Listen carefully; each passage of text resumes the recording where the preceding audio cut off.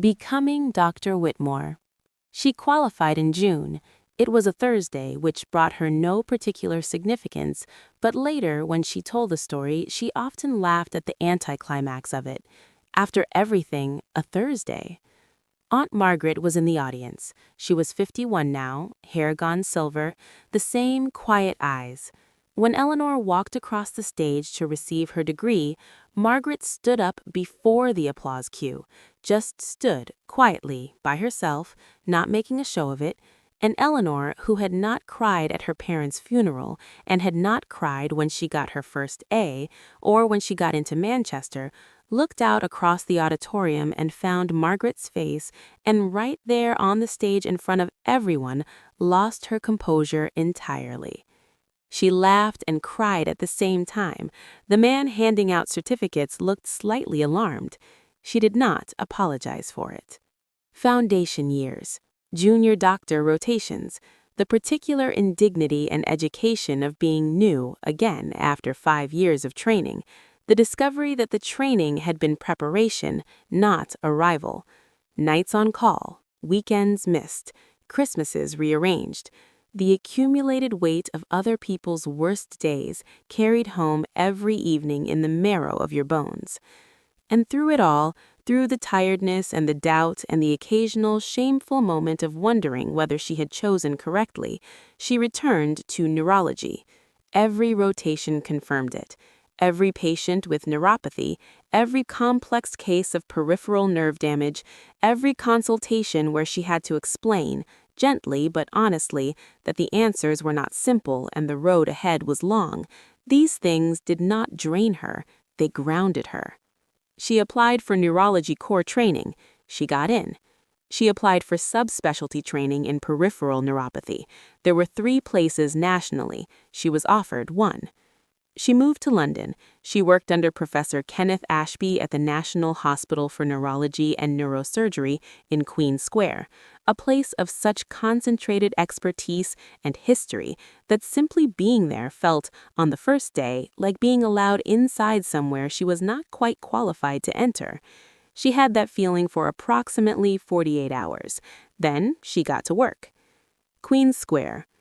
London in October. The plane trees along the pavements shedding gold, the particular smell of the underground at rush hour, the noise, the compression, the extraordinary diversity of the city. Eleanor, raised in Shropshire and schooled in Manchester, found London alternately exhilarating and vertiginous. But Queen Square was a world within the world.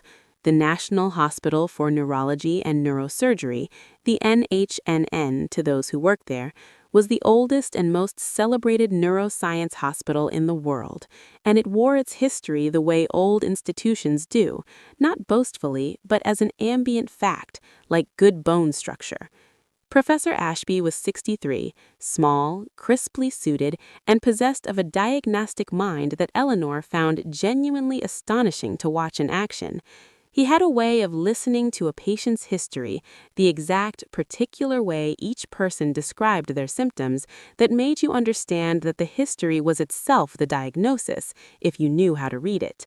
Most doctors listened for the answers to their questions. Ashby listened to everything, including the spaces between words, including what people didn't say. Eleanor became, over 3 years of training, his most trusted registrar. She also became, and this she had not expected, a person whom patients specifically requested. Word travels in hospitals and in the peculiar, informal networks of the chronically ill. Eleanor Whitmore was the doctor who came back, who remembered, who sent a follow-up letter with her personal clinic email included, who once drove 40 minutes on a Saturday to review a deteriorating patient because the patient was frightened and Eleanor had promised she would come.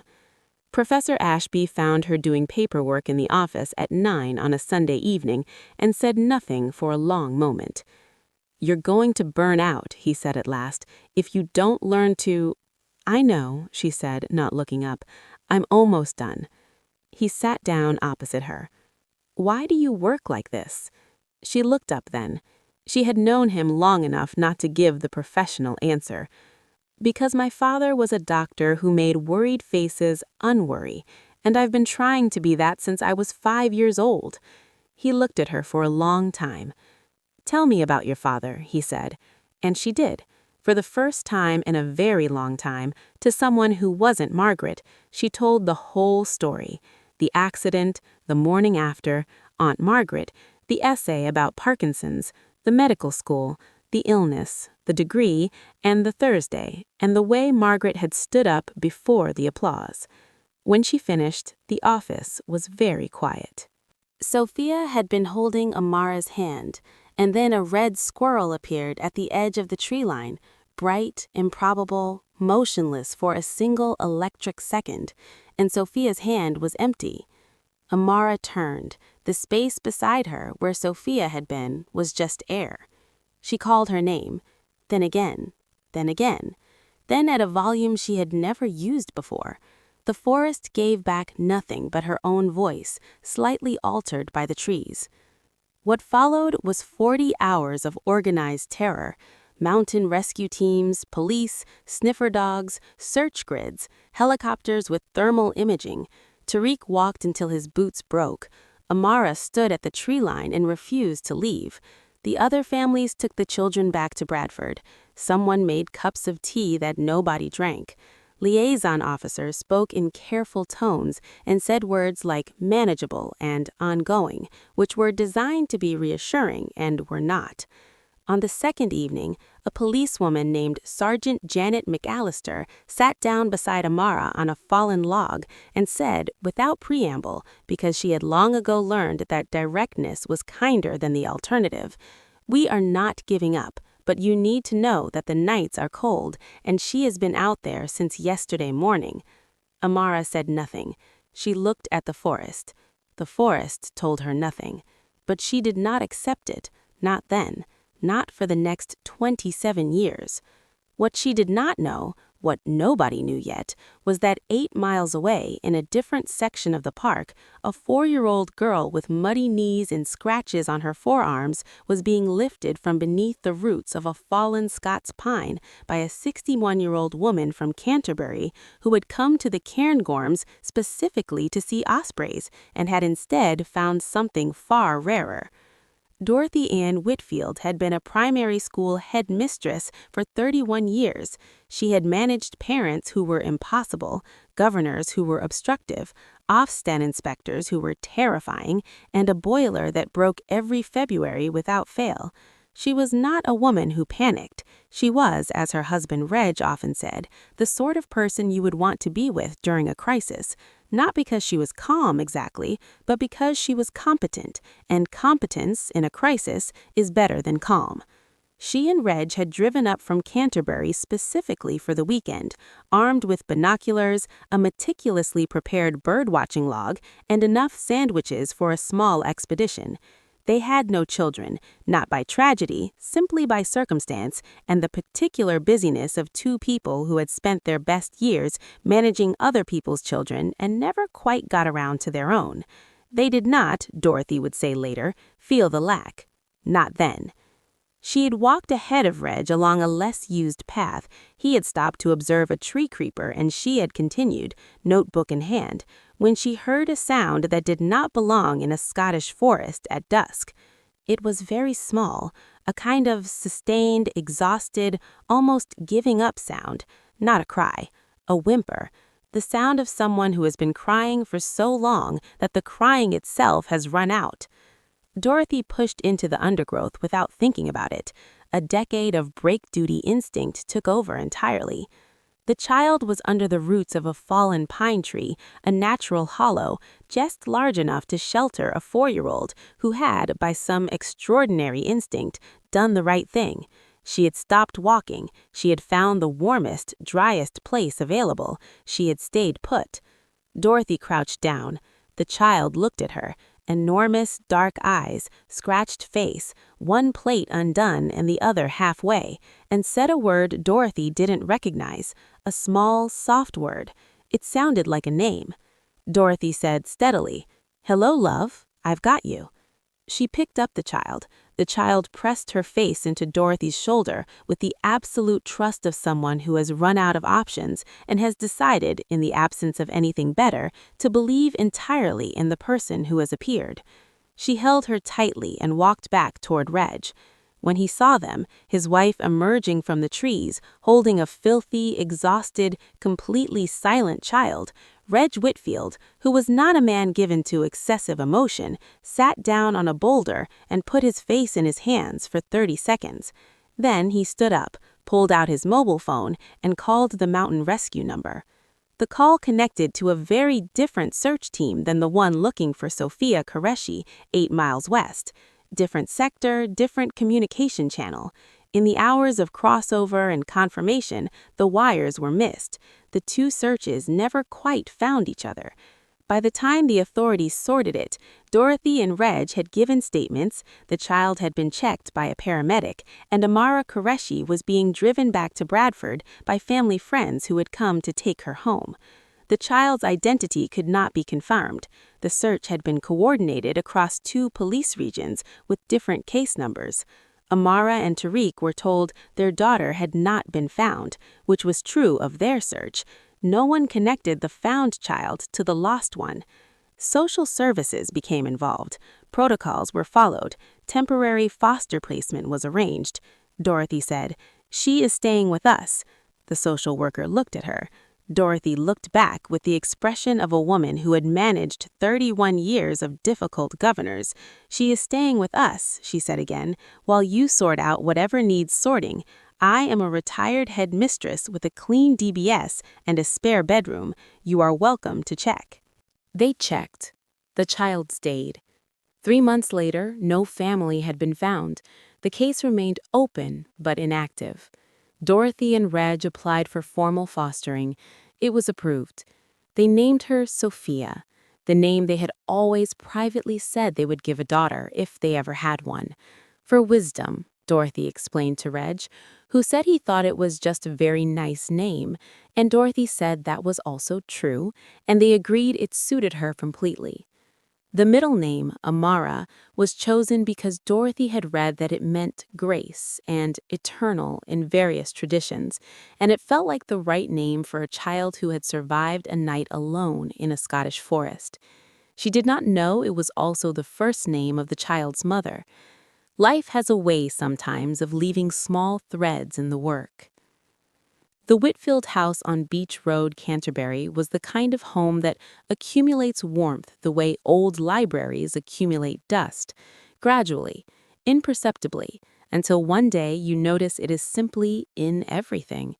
Books on every flat surface, a kitchen that was used properly, with actual cooking, a garden Reg tended with mild obsession, in which he grew things that weren't always successful but were always attempted. A cat called Ptolemy, who regarded Sophia with benign indifference for 2 years before conceding, quietly, that she was acceptable. Dorothy and Reg told Sophia the truth from the beginning. Not all at once. There are ways of telling a child truth that respect the child's capacity to hold it, but consistently, honestly, in the way of people who believe that truth, even when it is hard, is always kinder than the alternative. "You were lost in the forest," Dorothy told her when she was 6. "We found you. We looked for your family as hard as we could, and then you became ours." "Are you my real family?" Sophia asked. Dorothy didn't hesitate. "Yes," she said, "as real as it gets." "What about my other family, the first one?" Dorothy said, "I hope they are well. I hope they are loved. I hope one day you find out." She said it honestly, without flinching, without the barely concealed protectiveness that might have colored a lesser person's answer. She meant it, all of it. She wanted Sophia to find out. She was not afraid of the answer. This was, Sophia would think later, one of the most generous things Dorothy ever did, and Dorothy did many generous things. Sophia grew up between worlds, and Dorothy made sure both were real. She arranged for Sophia to have Urdu lessons through the local mosque's community programs, which welcomed them with the uncomplicated warmth of people who understood that culture is something you carry and share, not something you gatekeep. She took Sophia to the British-Pakistani cultural events at the Canterbury Community Center, and when Sophia asked why they were the only white and brown family there, Dorothy said, simply, "Because this is part of your story, and your story is worth knowing." Reg taught Sophia birdwatching, woodwork, and the names of all the constellations, none of which turned out to be directly useful in cardiology, but all of which gave her a particular quality of attention, the ability to notice small things that turned out to be very useful indeed. When Sophia was 11, Reg was diagnosed with cardiomyopathy, a condition of the heart muscle, gradual, incurable, manageable with medication, but ultimately progressive.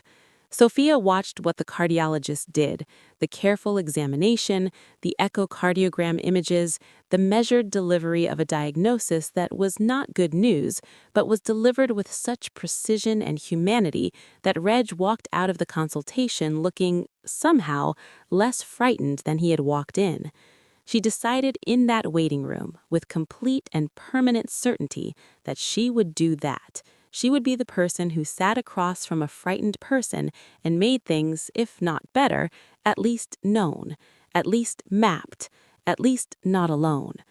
Reg lived until Sophia was 14, 3.5 years after the diagnosis, longer than anyone had expected, which he attributed to Dorothy's cooking and Sophia's company, in that order, and which his cardiologist attributed to exceptional compliance with medication and what she called in the notes, extraordinary will to be present.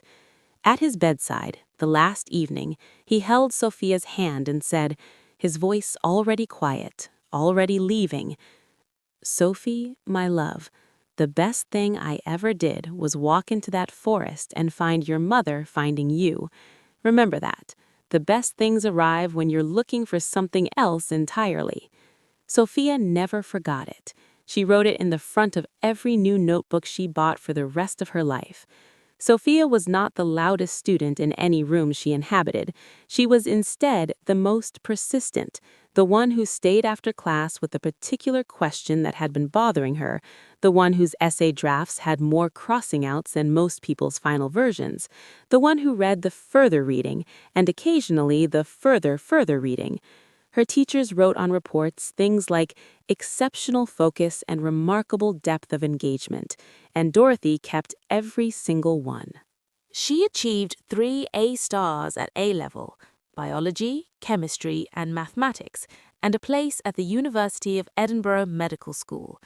She chose Edinburgh partly for academic reasons, and partly, she would later admit, because it was near the Cairngorms, and she had always felt the pull of the place where her life had pivoted on a single morning. As if the forest owed her something, or she owed the forest something, or perhaps they had simply agreed, long ago, to stay connected. Medical school was the hardest and the best 6 years of her life. The anatomy, the pathology, the clinical placements, the late nights that blurred into early mornings, the rotations through wards that showed her, in unfiltered sequence, what it meant to be human and vulnerable and frightened and sick. She found, to her satisfaction, that she was not afraid of any of it. Distressed by some of it, certainly, changed by much of it, but not afraid. She met Dr. Harriet Osei Bonsu in their second year, assigned to the same study group for the clinical medicine module, thrown together by alphabetical accident, and by the end of the year they had the kind of friendship that requires no maintenance and survives any distance. Harriet was from Peckham, South London, the daughter of a Ghanaian GP and a British secondary school biology teacher, and she possessed a combination of intellectual rigor and complete irreverence that Sophia found immediately, deeply refreshing. "Sophia, you are the only person I know who reads papers for fun. I mean that as an observation, not a compliment, but it's also a compliment." She graduated with distinction. She chose cardiology for her specialty training, moving to London and the Royal Brompton Hospital, where Reg's cardiologist had trained, which was not coincidence, and threw herself into the specialty with the focused intensity of someone who has known, since the age of 11, exactly what they are working toward. By 2018, Sophia Amara Whitfield was a consultant cardiologist at 31, the youngest in her cohort, the first person of her heritage, dual, complicated, hers, to hold the position at the Brompton. Dorothy, now 77, attended the celebration dinner in a purple fascinator hat that she had bought specifically for the occasion and which Sophia teased her about for the entirety of the evening and secretly thought was perfect. She framed her degree. She took the pressed heather from Reg's old study. She found the photograph Dorothy had taken of the forest on a visit years ago. She put them all on her office wall. She looked at them every morning. She did not know yet that the wall was not finished. Callum Fraser appeared at Sophia's office door on a Tuesday morning in March, with a referral file and the expression of someone delivering information he knew would result in a busy afternoon. Callum Fraser. Dr. Whitfield, new patient from the GP referral list, Mrs. Amara Sultana Qureshi, 58 years old, from Bradford originally, now living in Shepherd's Bush, referred with persistent palpitations, chest tightness, and an irregular rhythm on the practice ECG.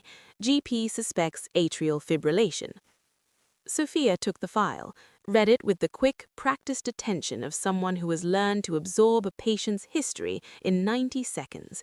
58, female, British-Pakistani, widowed, one adult son, Omar, 26, no significant previous cardiac history. Current medications, blood pressure tablet, low-dose aspirin. Notes from the GP. Patient also reports long-standing sleep disturbance and low mood, has mentioned grief, not recent bereavement, but something older, has declined counseling referrals on multiple occasions. Something older. Sophia made a note.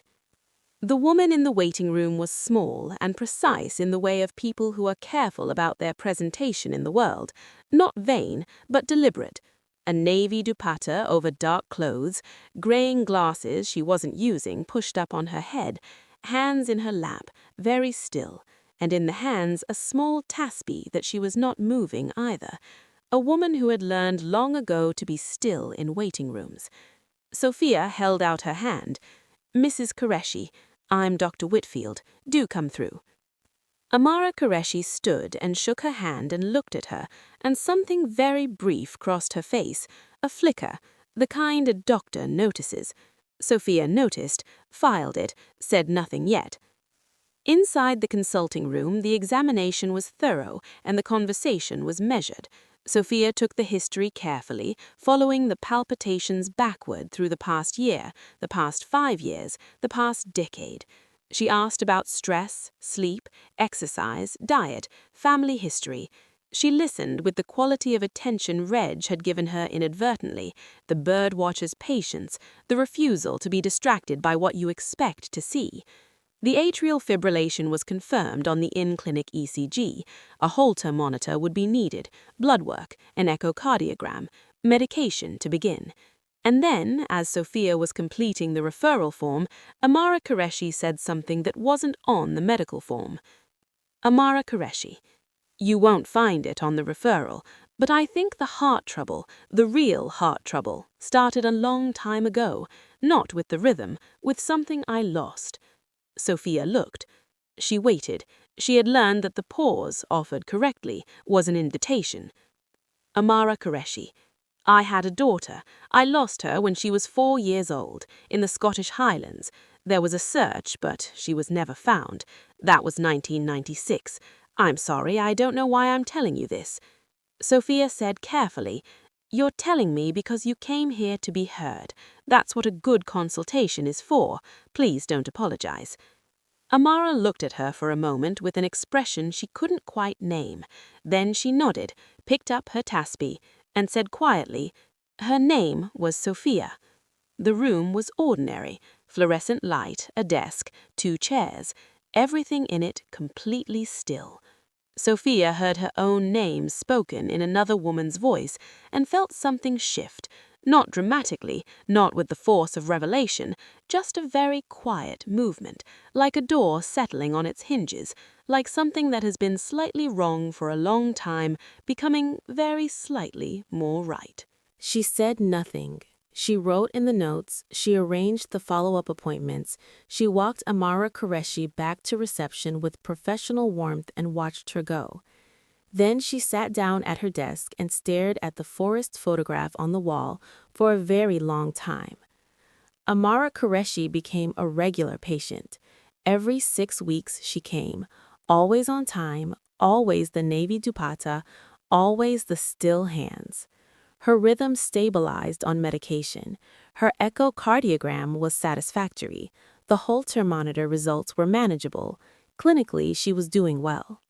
What was also happening, and Sophia was aware of it, and examined the awareness carefully, professionally, suspicious of the direction it was leading, was that Sophia found herself looking at this woman more closely than any clinical requirement demanded. It was not mystical. She was a doctor. She dealt in evidence. What she had was a collection of details that individually meant nothing and together refused to stay meaningless.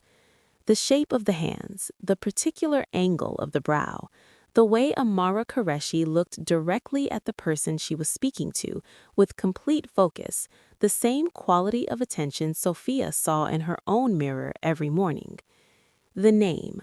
A daughter named Sophia lost in the Scottish Highlands in 1996. Sophia's own known history.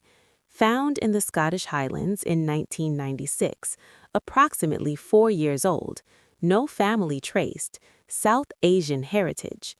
She was a scientist. She knew that coincidences existed and that pattern recognition was one of the brain's most unreliable functions when the pattern concerned something the brain wanted to be true. She told Harriet. They were in the hospital canteen at 6:30 in the morning, both on their second coffee, the particular hour when doctors say what they actually think. Harriet Osai Bonsu. Sophia, I'm going to ask you something and I want you to hear it as a colleague and not as a friend, because as a friend I would just tell you to ring Dorothy immediately. Sophia Whitfield. Ask me. Harriet Osai Bonsu. What is the probability that you are wrong? Sophia thought about it, not performatively, actually thought about it, the way she thought about a differential diagnosis. Sophia Whitfield.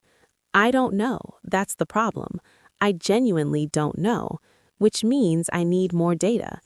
Harriet Osai Bonsu. Then get it. Carefully, but get it. Sophia went home to Canterbury that weekend. She sat with Dorothy in the kitchen, at the table where she had sat for 3 decades, with tea and the particular quality of Sunday afternoon quiet that existed nowhere else in the world. She asked Dorothy what she knew. Dorothy went to the filing cabinet in the study, the same one that had always held the household documents, tax returns, school reports, Red's old birdwatching logs, and came back with a folder Sophia had never seen. It was labeled in Dorothy's precise handwriting, Sophia, Cairngorms 1996, Original Documents. Inside, the original police incident report, the social services intake paperwork, a note from the mountain rescue coordinator, and at the bottom, printed on a faded sheet, a summary of the parallel search 8 miles west for a missing 4-year-old reported by a family group from Bradford. Parents, Tariq and Amara Sultana Qureshi. Dorothy had known. She had kept it. She had been waiting for 23 years for the right moment. Dorothy Whitfield. I didn't know if she was you, Sophia, not for certain. The searches were logged separately, and the police told us no family match was confirmed. But I kept this because I thought, if you ever needed to look, you would want to be able to look. It wasn't my information to destroy. Sophia held the folder. Her hands were steady. She had trained them to be steady. Sophia Whitfield. Why didn't you tell me sooner? Dorothy Whitfield. Because I didn't know if it would help you or hurt you, and I was afraid, which was selfish. I'm sorry, my love." Sophia looked at her, this woman who lifted her from under a tree root, given her a name, taught her that truth was kind, kept Reg's memory alive, worn a purple fascinator to her graduation dinner, and felt something she didn't have an immediate word for. Grief and gratitude and love so large it had no clean edges. She put down the folder and held Dorothy's hand instead. "Sophia Whitfield, you didn't destroy it, that's what matters." Sophia arranged the DNA test with the scrupulous professional care of someone who understood that what was at stake could not be undone. She consulted the hospital's genetics department. She spoke to the ethics lead. She ensured that Amara Qureshi's consent was fully informed, which required telling her at a consultation in September that there was a reason beyond cardiac care for the request. The conversation was one of the hardest she had conducted in a medical career already well acquainted with hard conversations. She sat across the desk from Amara Qureshi, folded her hands, and said plainly, "Mrs. Qureshi, I need to tell you something that goes beyond your cardiac care. I'm going to ask you to listen before you respond, because I want to say it completely before you decide what to do with it." Amara nodded, very still, very watchful. "I was found in the Cairngorms National Park in June 1996. I was approximately 4 years old.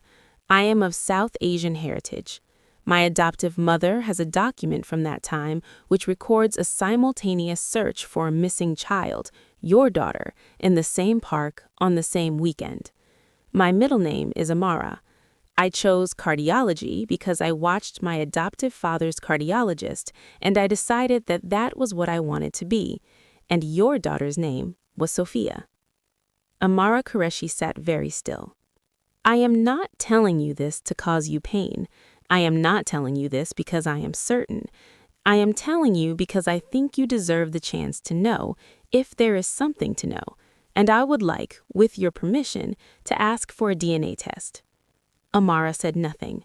Her hands were around her tospi, and her eyes were on Sophia's face, and her expression was completely unreadable, not because she felt nothing, but because what she felt was far too large for any expression that had ever been designed for a human face.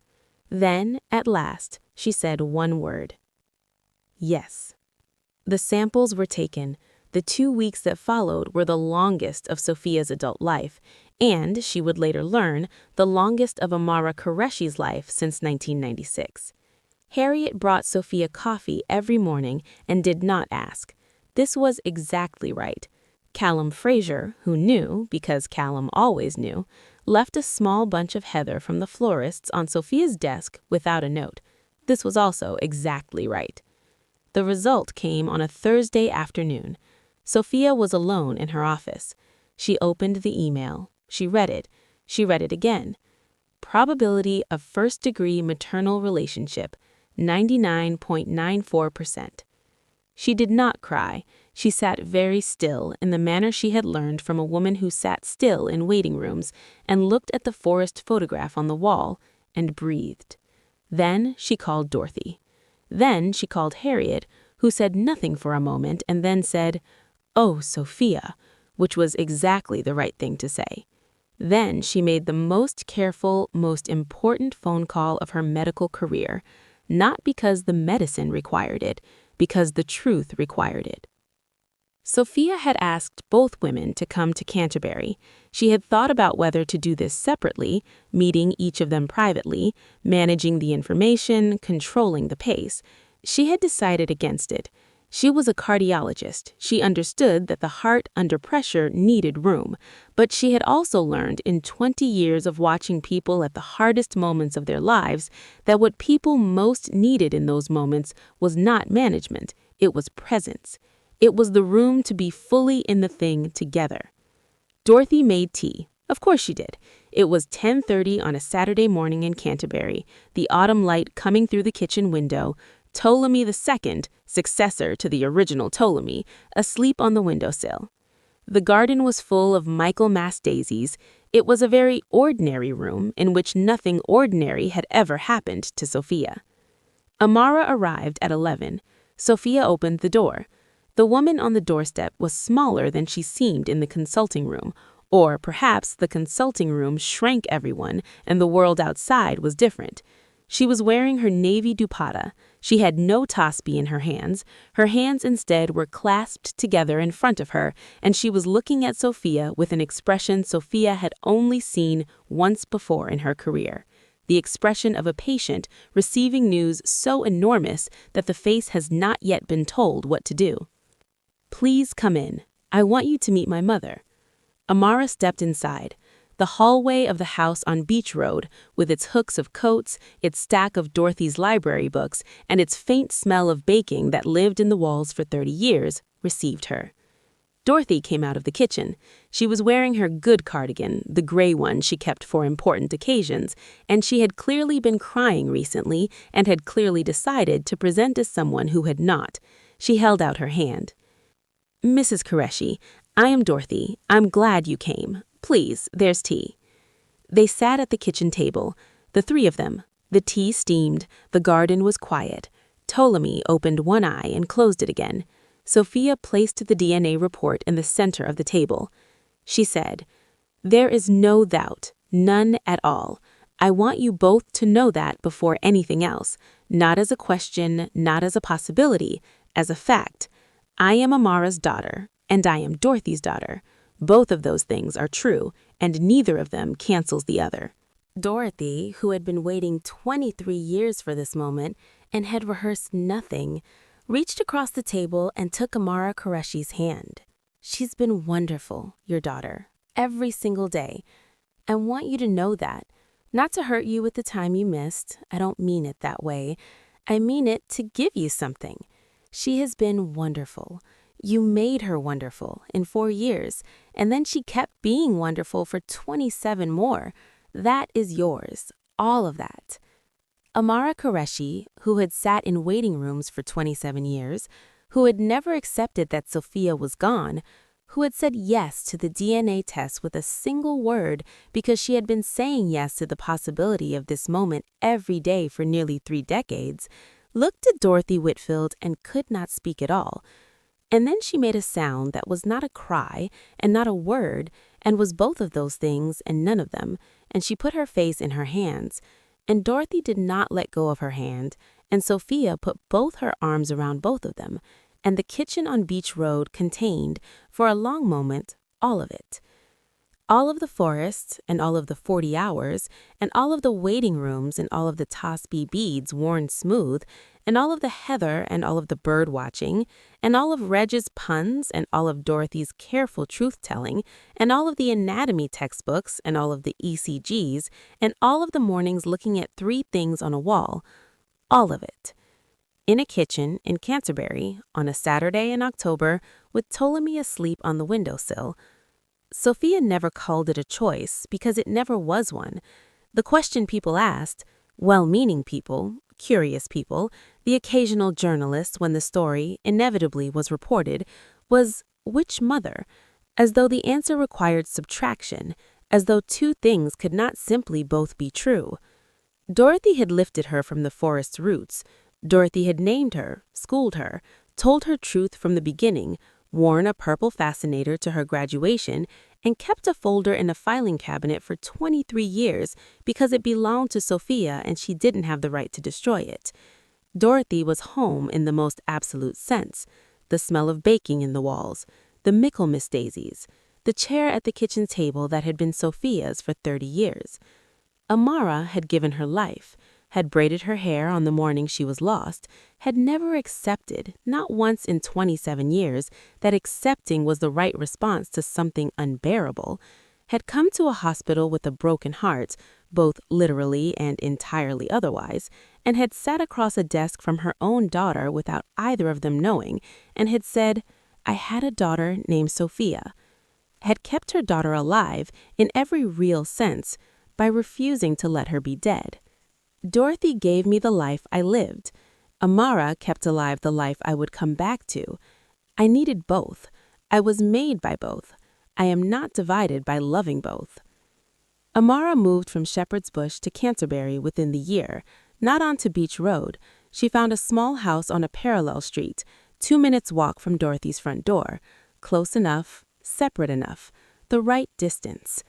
Sundays became a ritual. Amara cooked Pakistani food, the kind she had been cooking in a flat alone in West London for years, food that had no audience and now had one.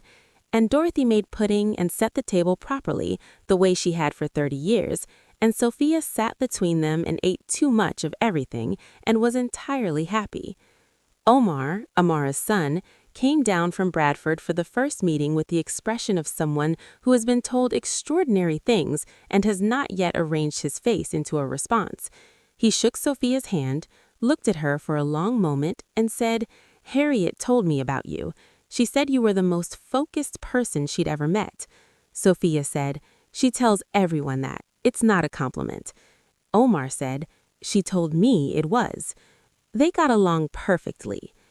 Harriet attended the first Sunday lunch at Dorothy's insistence and spent the afternoon making everyone laugh and eating 3 portions of Amara's biryani and declaring it the best she'd ever had, which was true. Callum Fraser sent a card with a small sprig of pressed heather. Sophia put it on the wall. There was now a 4th thing on the wall of her office, a small square of embroidery, a red squirrel, made by Amara in the month after everything was confirmed, given without explanation, which required none. Sophia had hung it beneath the forest photograph. The degree, the heather, the forest, the squirrel. Patients asked about them. Sophia always told them, "The degree is my work. The heather is my father. The forest is where everything began. The squirrel is why everything began."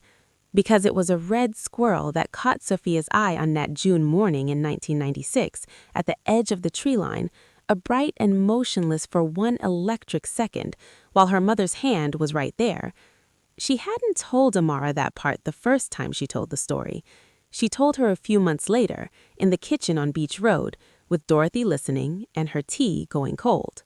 When Sophia said it, the squirrel, the 1 electric second, the hand that was suddenly empty, Amara put her cup down and laughed.